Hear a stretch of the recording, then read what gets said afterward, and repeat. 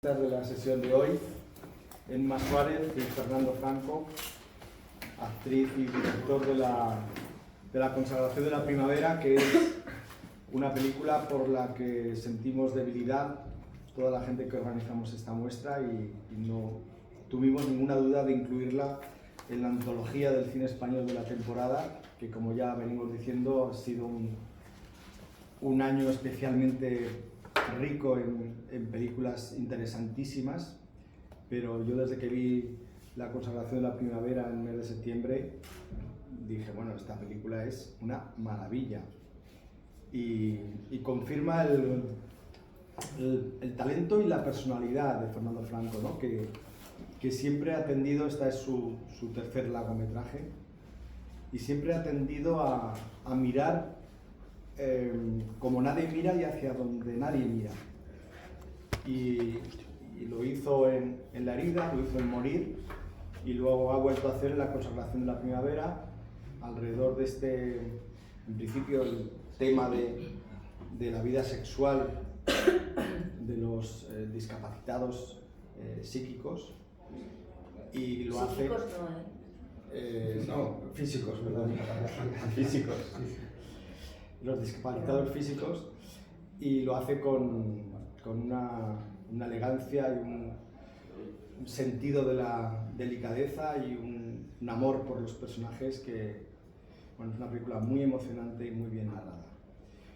Y bueno, pues Emma Suárez ya ha venido aquí, vino hace unos años porque le concedimos el premio Castil de Tierra de la muestra de cine, y se trata de una de las grandes de la historia del cine español, ganadora de 3 premios Goya, y que lleva desde muy jovencita, desde adolescente, enamorando a todo Dios, y tantos años después, pues además de conservar esa capacidad de encandilar, pues ha acumulado ya una sabiduría interpretativa, una maestría y un saber estar impresionantes. Así que estoy muy contento de que hayáis venido a Tudela a hablar de esta maravilla de película, La Consagración de la Primavera. Muchas gracias. Muchas gracias.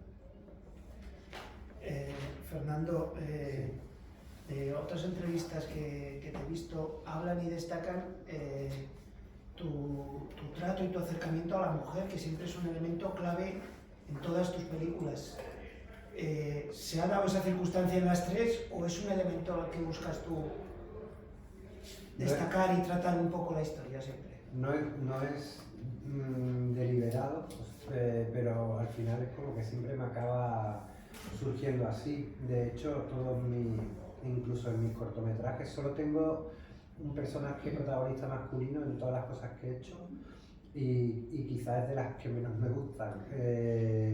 No sé muy bien a qué se debe, supongo que me interesan mucho también el cine de retrato de cineastas como Chantal Akerman, Agnès Varda, películas como Muchet, que son retratos siempre de mujeres, y no sé si me viene de ahí, pero cuando me pongo a escribir personajes siempre protagonistas me suelen salir femeninos, y de hecho en esta peli hablaba con Begoña Rostén, que es la co-guionista, y ella me planteaba cómo sería si fuese al revés, ¿no? Si fuese una chica con parálisis cerebral y un chico, ¿cómo sería? Y me parecía interesante también ese acercamiento, pero como para mí el protagonismo de la película no lo iba a tener la persona que tenía la parálisis, sino la otra, de alguna manera eso me llevó casi a que fuese otra vez una ecuación de este tipo en la que el protagonista fuese una mujer. Se ha hablado, o sea, desde que estrenasteis en San Sebastián y todo, se ha hablado siempre pues, de Telmo y de una historia que cuenta el tema de la parálisis, pero en realidad el eje central es la chica, ¿no? Sí, o sea, es la historia de una chica que nace a la primavera, bueno, con esa metáfora y con todo, pero es la historia de ella en realidad. Sí, de hecho, a mí me suele ocurrir una cosa, es que me suelo, digamos, sumergir en un proceso de escritura a partir de un tema, que en el caso de La herida era el trastorno límite de la personalidad, en Morir eran los cuidados, y en este el tema era el de la sexualidad de gente que tiene algún tipo de discapacidad, pero intento hacer una película de retrato de un personaje que tenga que ver con el tema, pero que no sea, digamos, una tesis o pontificar sobre un tema o sentar cátedra sobre eso, ¿no? Entonces, para mí era importante que, aunque eso fue lo que me interesó en su momento, todo pivotase alrededor de algo que le hiciese de contrapeso, ¿no? Y en este caso era el personaje de ella, y cómo de alguna manera hay una serie de cuestiones con las que ella lidia, ¿no? De inseguridad, de cosas, con su propio cuerpo, que aparentemente no debería plantearle ningún problema, sin embargo está enfrente a una persona que tiene un problema en su cuerpo, en su tal, y lo vive de una manera diferente, ¿no? Era como un poco poner enfrente al uno del otro y hablar eso de la intimidad de esos dos personajes, pero teniendo el protagonismo en ella. ¿Sí? Lo que pasa es que, digamos que al final el titular llama más a lo otro, ¿no? Pero la protagonista de la peli es ella, el cartel es ella y sí. Que por cierto, vaya cartel tan bonito. Sí, estamos muy contentos, la verdad. Un cartel muy bonito de las tres películas, como decía Luis, de tres temas muy duros, ¿no? O sea, difíciles de tratar. ¿Por qué fijar el foco en esos temas? Bueno, a ver, o sea, duros, yo creo que La herida y en morir son duros porque están hablando en un caso se está hablando de, bueno, de los cuidados de una persona que tiene una enfermedad terminal, en otro una persona que tiene un trastorno severo de personalidad, pero yo diría que en realidad los tres temas son más bien temas oscuros o a los que no se les suele prestar mucha atención, Sí. pero por ejemplo a mí no me parece que la sexualidad de alguien que tiene alguna discapacidad sea un tema oscuro. Lo que pasa es que sí que hay una serie de prejuicios y una manera de entender las cosas que hacen que no tengan mucho el foco y que se dejen de lado y que no se hagan muchas cosas que exploren sobre eso y que incluso a la gente no le apetezca demasiado ir a ver algo sobre eso. Pero para mí justamente por eso era importante que la película fuese luminosa, en cierto modo, para contrarrestar ese prejuicio o ese a priori, ¿no? Que no es que bueno, si estuviésemos hablando de la vida sexual de personas que no tienen ningún tipo de discapacidad, no nos parecería oscuro ni nada de eso, pues tampoco tendría por qué parecérnoslo esto, ¿no? Entonces por eso, de alguna manera la película, lo que a veces he dicho es como que utiliza el formato digamos, clásico del coming of age, de película de maduración, como una especie de caballo de Troya, para hablar de otros temas que normalmente no se suelen hablar. Tu motivación está ahí, ¿no? O sea, arrojar luz en esos temas que igual son... Sí, porque son temas que en los tres casos, bueno, en el caso de morir no, porque me tocaba más de cerca, pero en el caso de la primera y de la última, son temas a los que yo he llegado no de primera mano. O sea, al trastorno límite de la personalidad llegué un día leyendo y al tema de la sexualidad de gente que pueda tener discapacidad llegué justamente en el rodaje de La herida, porque había dos chicas que tenían parálisis cerebral y una me habló de ello. Entonces, ahí te preguntas, ¿por qué no se habla tanto de esto? ¿O por qué no...? Entonces te das cuenta que, bueno, que hay prejuicios a priori y tal, y me parece que es lo suficientemente interesante como para sumergirme yo a bucear, aprender y de paso intentar hacer algo. Emma, fuiste una de las primeras en leer el guión, si no me equivoco, porque escribió tu personaje para ti. ¿Qué pensaste que te atrajo de la historia y qué supone que escriban un personaje pensando en uno? Bueno, yo me lo leí en principio sin saber que Fernando había escrito el personaje pensando en mí. Cuando lo leí me gustó muchísimo, me gustó mucho, me sorprendió, fue como abrir una ventana de aire fresco y nuevo, ¿no? Porque era un tema que yo también desconocía y me daba permiso y la posibilidad de investigar sobre esto, ¿no? Después ya trabajando, cuando ya sí Fernando me dijo que había escrito el personaje para mí, pues me sentí muy agradecida, porque la oportunidad de trabajar en el cine y poder acceder a temas que uno desconoce, aprender, encontrarte con personas que de otra manera igual no tendrías esa oportunidad, como fue en mi caso con Telmo, ¿no? Estar cerca de alguien, conocer a una persona que también es la posibilidad de romper con todos los prejuicios que tenemos, ¿no? Con los miedos, con el pudor también, ¿no? Un pudor prácticamente construido desde la invención, ¿no? No hay bases sólidas en las que se base ese pudor, ¿no? Quizá sea más un pudor social, ¿sabes? De hablar de ciertas cosas. Inmediatamente cuando conocí a Telmo, todas estas ideas cayeron al vacío inmediatamente. Y para mí ha sido una película muy importante.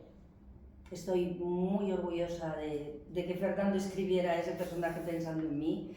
Fue un rodaje muy amable, muy agradable, muy tranquilo, mucha calma, ¿no? También Fernando transmite esa energía en el rodaje. Y es verdad que la historia de Telmo es paralela a la historia de Valeria. La historia de Valeria es protagonista en la película de la que estamos hablando. Quizá lo que ha sucedido después al estrenar la película es que se ha convertido más protagonista la historia de Telmo que la historia de Valeria, ¿no? Pero en realidad de lo que habla la película es de un adolescente, de las inseguridades, de las limitaciones. En este caso un adolescente, pero yo creo que son limitaciones o inseguridades que todos hemos podido sentir en algún momento, que incluso seguimos sintiendo, ¿no? Y el contraste, como alguien te confronta. Limitaciones de los dos. Los dos protagonistas tienen limitaciones, ¿no? Ella... Bueno, ella porque también se las ha montado, claro. O sea, como pasa como muchísimo ahora con las adolescentes y con estos prototipos de perfección que nos enseñan y que nos ponen tantos filtros en las redes sociales, ¿no? Tantos dietas de adelgazamiento, en fin, los cuerpos perfectos, ¿no? Que enseñan a las adolescentes, desde crías, y provocan tanta inseguridad, ¿no? En el cuerpo de una, que se mantiene a lo largo de tu vida muchas veces, ¿no? Y en este caso, o sea, a mí lo que me parecía maravilloso de la película es cómo se confrontan esos dos personajes.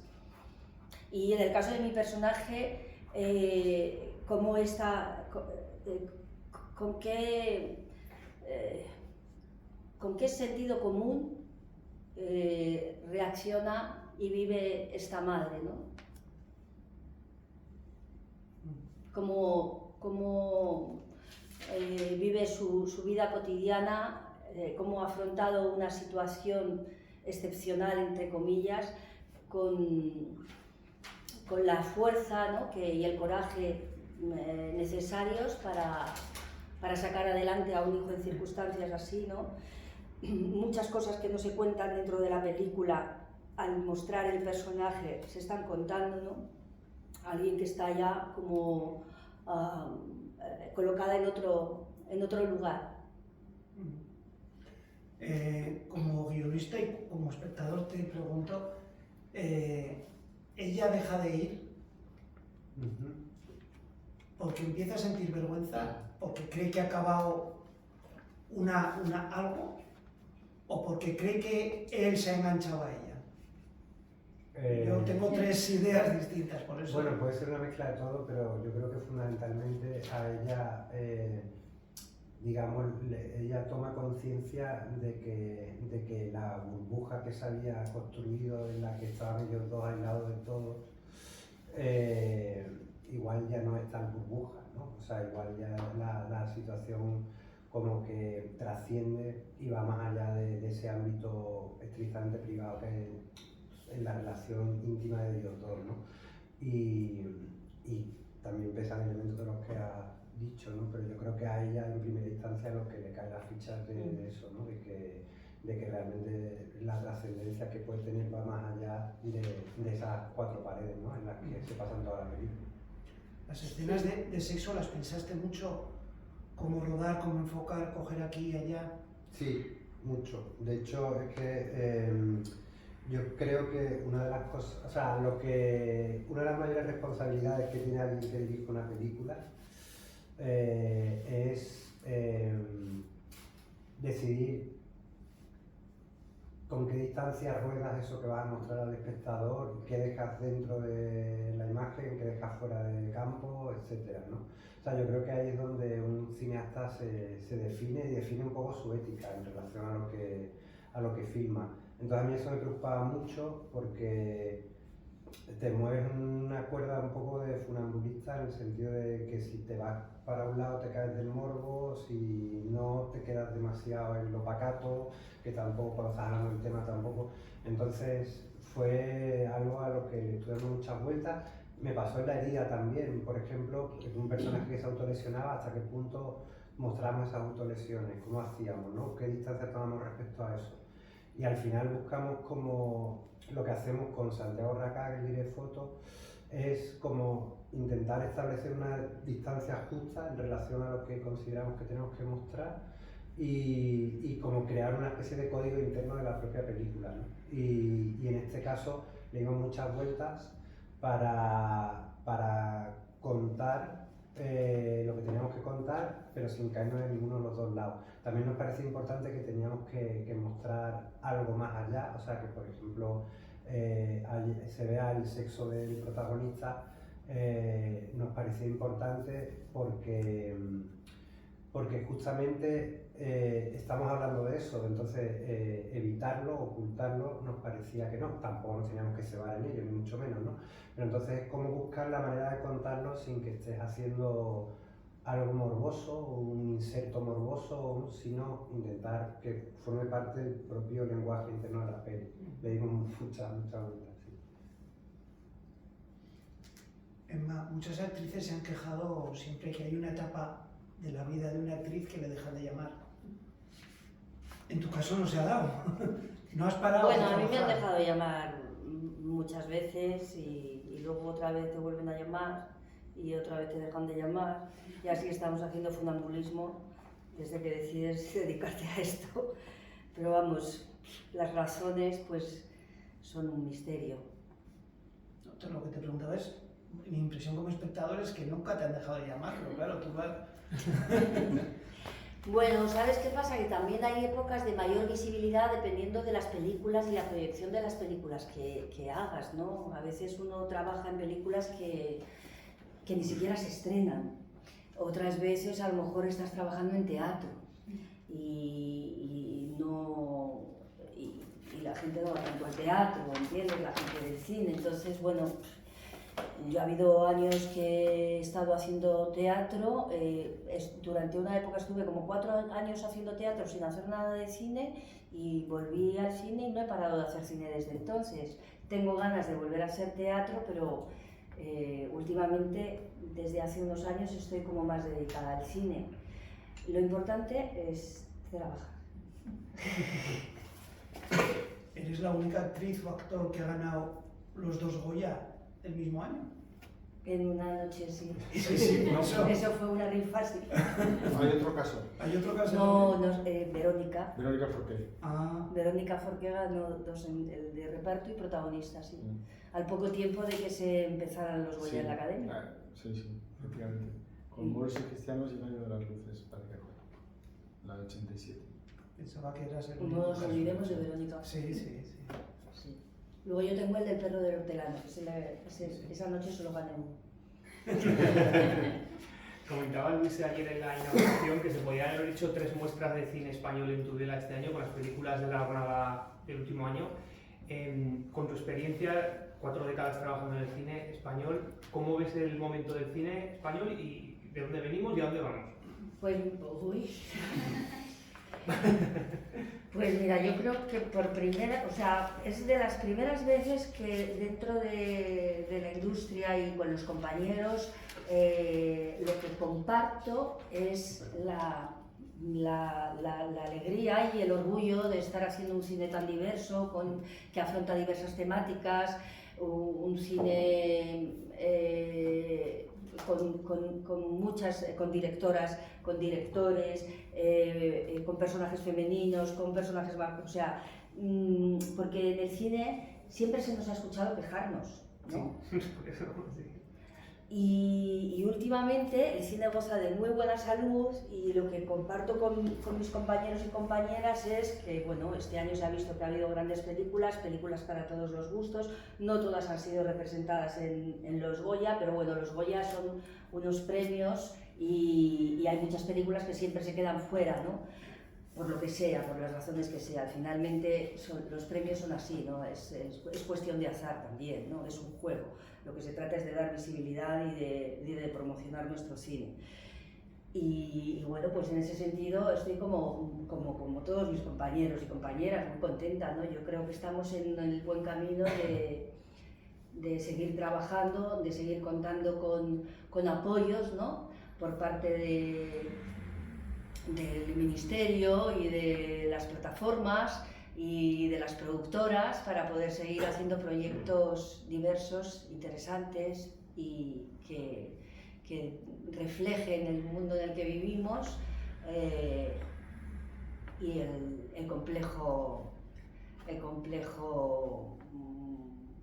ser humano, quiero decir, ¿sabes? Las complejas emociones del ser humano y la insoportable de la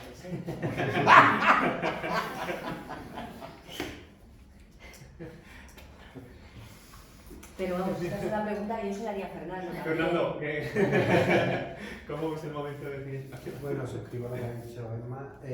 No, yo estoy muy feliz porque me parece que hay un nivel altísimo de pelis.